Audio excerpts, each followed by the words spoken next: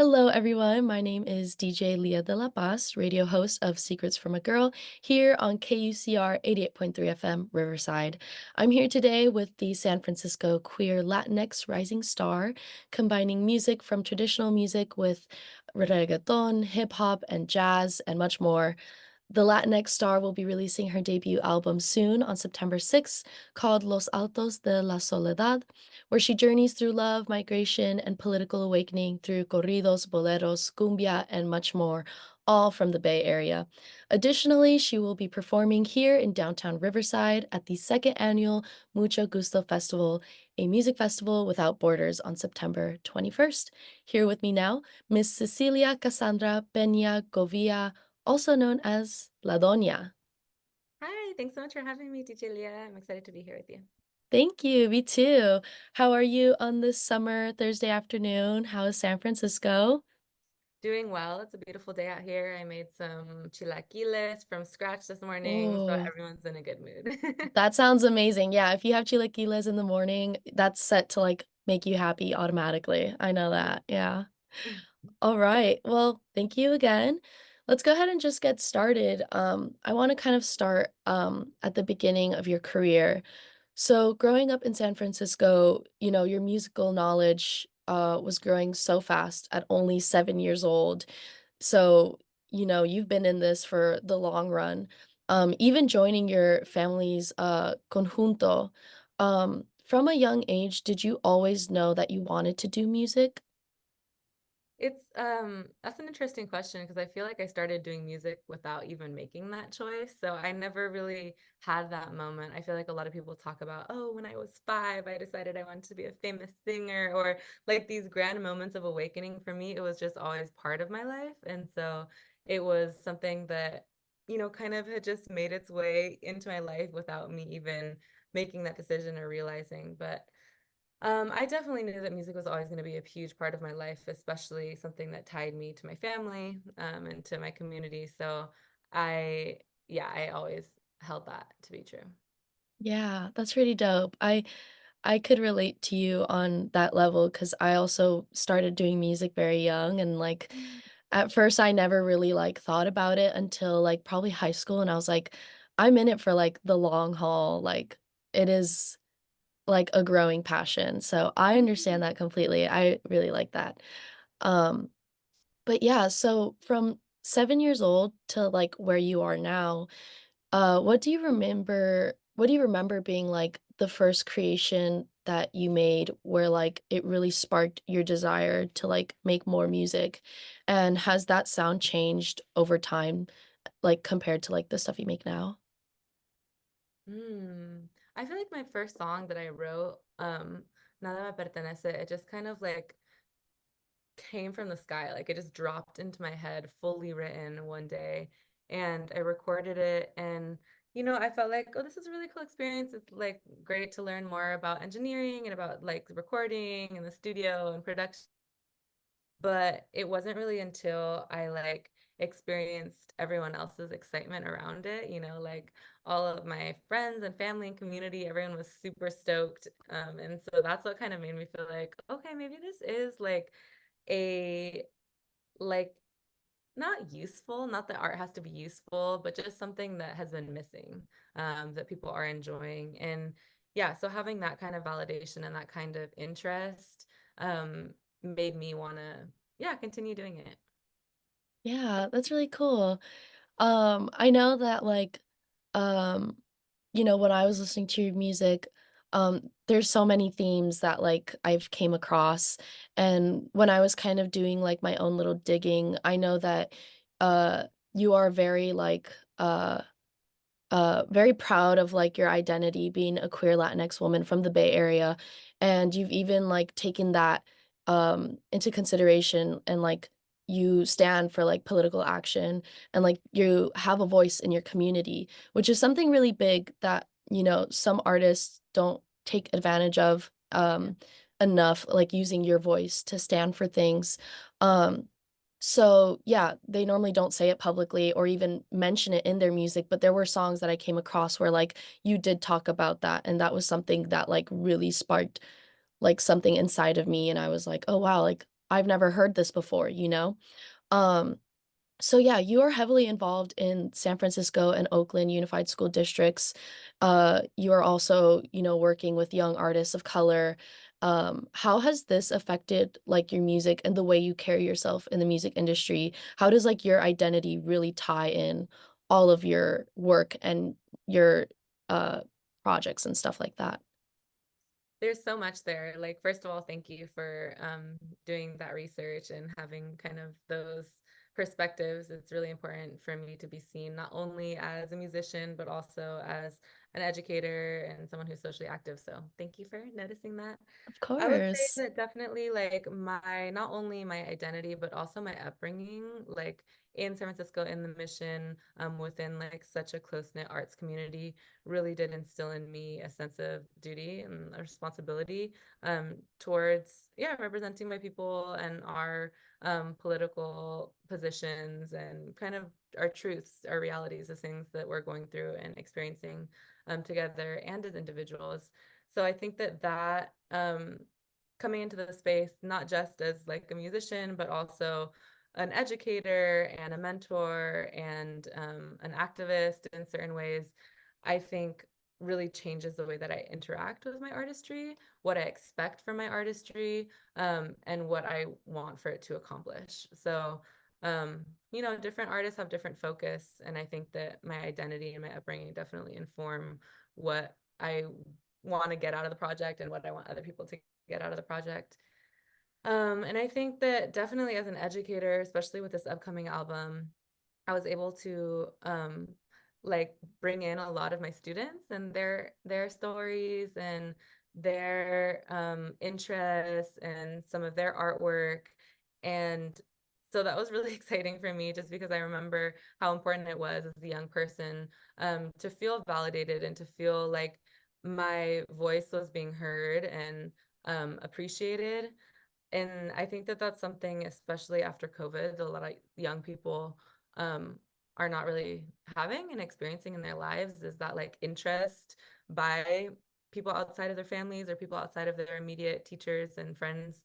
So yeah, I like to always foster that kind of creativity and that kind of involvement from people across generations and across cultures.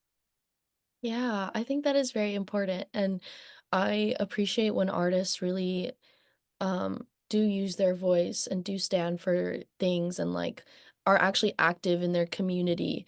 So that is something I appreciate so much. Myself as like a first gen Latina, who's also working within music and, making her own music and stuff like that. It's people like you and people that have publicly noted things and, like, have said things like, "Hey, like, we need to take action. We need to do this. We need to do that."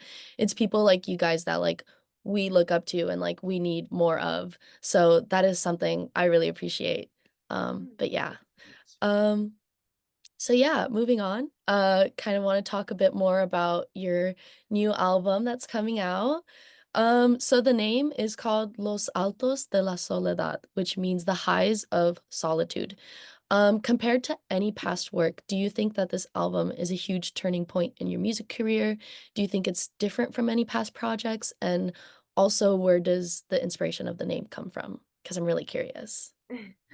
Um, I think that musically it is really distinct from, I mean, it's hard to say because I put out like so many different sounds. Like I've done rancheras, I've done corridos, I've done reggaeton, hip hop, some oldies, salsa. So I feel like it's hard to be like, yeah, this is a completely different sound. But I did really bring in a lot of new music that I've been studying and learning and composing in, and as well as a lot of new musicians too. So like I was able to include a full live orchestra and a lot of different, a full band. So I think musically, sonically, it is distinct from past projects. Um, I think that yeah, I mean, it's just an album. So I have so much more time and so much more room to really like talk about so many different things, and have more space to explore like fully different genres and different kind of crevices of my musical interest and knowledge. So yeah, I think it's a very varied, and I mean, for me, it's very sonically different and exciting.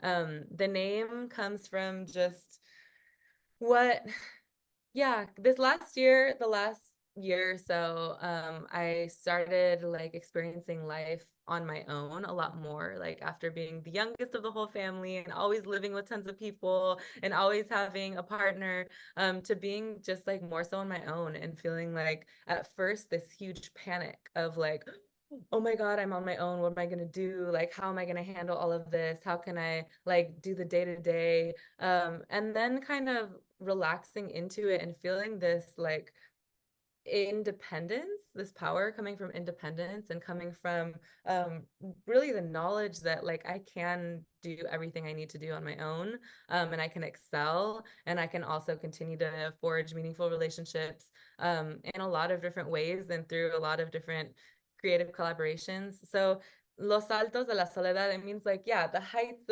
of solitude, the heights of loneliness, like where you find yourself at the top of this ridge, this mountain range of solitude. It's scary, it's beautiful, it's empowering, and yeah, all those feelings that kind of come up around solitude. I love that. I love that so much. I think that's really a really, like, hard-hitting theme for some people. Like, I know, like, when I was listening to, some of the tracks, I think there was a lot that, like, pulled me in and made me kind of, like, look inward to myself and, like, made me realize, like, my own solitude and just stuff like that. So I love that so much. But yeah, like I said, I gave it a listen and I think it was a great album. I think the way that, I kind of put it earlier, the way that it literally feels like a journey when you listen to Mhm, it. The first half is so beautiful and bright, and then I kind of hit the middle of the album and I realized there was kind of like a shift that was like much more serious and mhm, changing. There was a track in particular that really caught my eye, and it was a lot more political, about, protests and stuff like that, and you could hear the people, protesting in the track. Um, as an artist, do you feel that it is, like, a responsibility of yours to educate your audience, and provoke a sort of, like, rage for change and a passion for change? What was the creative method of that, and, how did you really, like, bring in this, like, shift of, like, "Oh, like, we have bright music," and then, like, a more serious topic into mhm, that? mhm. Yeah, I think that that's kind of an age-old question, is like what is the responsibility of the artist, and how like what does art serve? Like, is it to make us feel good? Is it to connect us to the rest of the world? Is it to prompt like new explorations and journeys and action within ourselves?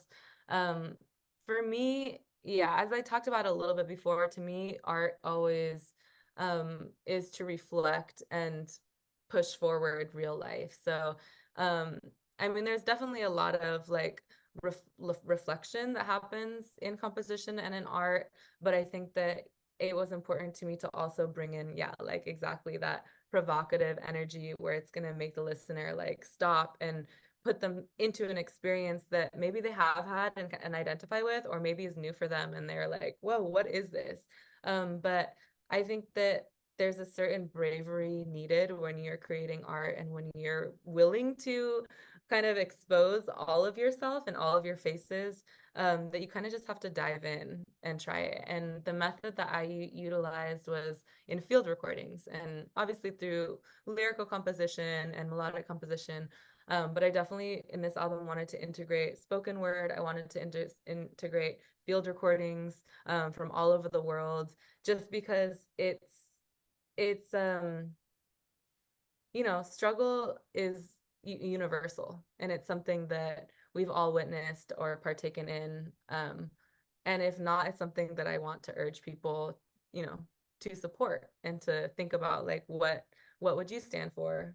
Um, so yeah, I think that it's difficult sometimes to gracefully meld all of those themes and all of those kind of perspectives, but um I I don't know, it was everything that was coming up during my writing process and amongst all the people that I was writing with and collaborating with. So for me, it felt pretty seamless. And I also like I try and bring that energy to my live performances. I try and integrate them and create, this very intimate experience where people are stepping into my life. Like I'm stepping into their life, I'm going to their cities and playing shows for them, but at the same time like they're stepping into my life and into my experience. And yeah, and I'm just offering all that I have and begging for people to connect across whatever they can. And it creates a very ceremonial experience for me, and I know for my band members and for a lot of people in the audience. So I think that experience is what I want people to have when they listen to the album as well in its entirety. Yeah, for sure. I mean, yeah, when I was listening to it, you could hear the shift and like it just becomes a much more like emotional like the second half of it becomes much more like emotional and much more like raw and like serious. So like when I was listening to that, like you said, the spoken word track that you had a poem, uh that like got to me because as, like, a younger sister with, like, an amazing older sister who's, like, my idol, Mhm. like, to me, it was something that, like, made me look inward to myself and, like, made me kind of, like how you said it, like, you're on top of, like, the mountains and you're looking down in the solitude. So, like, you Mhm. really feel that when you listen to it, which I love so much. Um so yeah, I kind of want to ask, what are you hoping people can kind of take away from the album, besides themes of solitude and themes of like political rage and stuff like that? Mhm.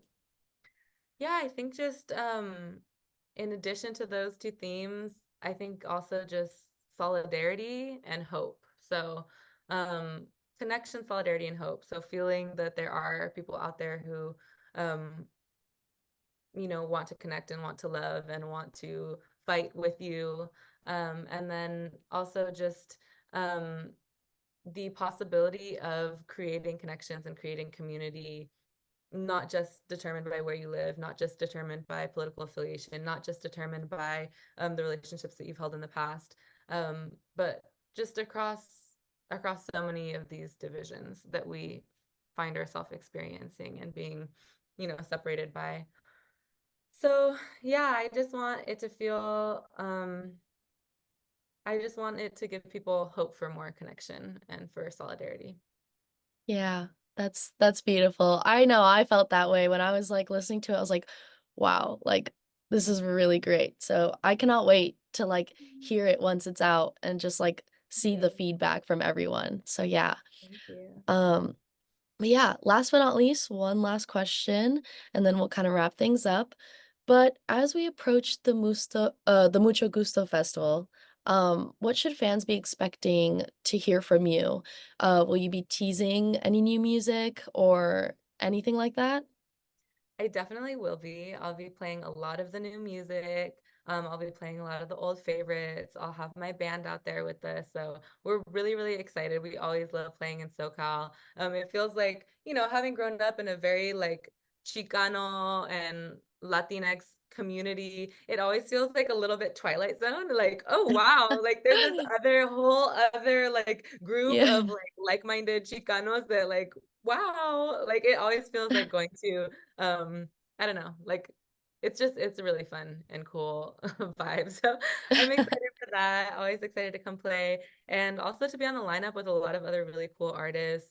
I think it's gonna be just a beautiful time for everyone. Yeah, I'm so excited for sure. Um, but yeah, thank you so much. Thank you, La Doña, for joining me today. It was a pleasure diving into music and much deeper topics. So yeah, thank you. Thank you so much, Leah. Thank you. If you're interested in hearing more from this rising star in San Fran, make sure to listen to her debut album, Los Altos de Soledad, releasing September 6th. And if you want to hear from her much sooner live alongside many other artists and DJs, make sure to check out the Mucho Gusto Festival happening September 21st in downtown Riverside. You'll be able to explore art installations, amazing food and drinks, and of course, dance the summer away to some amazing music with friends. For more information on that, make sure to visit muchogustofest.com. Thank you for listening to KUCR 88.3 FM Riverside. Till next time.